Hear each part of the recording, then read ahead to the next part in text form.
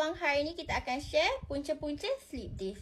Alright, ni common reason biasanya slip disc ni berlaku lah.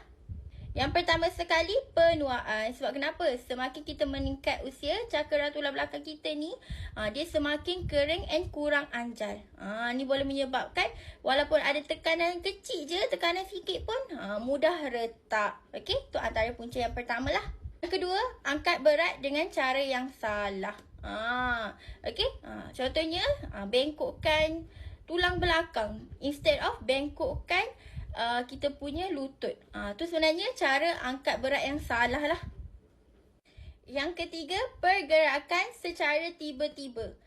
Tiba-tiba berpusing ke, tiba-tiba toleh ke belakang ke, nak tengok jodoh lalu. Okey?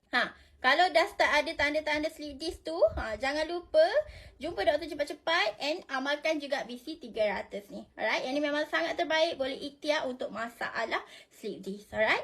Nak tahu lebih lanjut tentang BC 300, jangan lupa follow kita. Okay? Bye!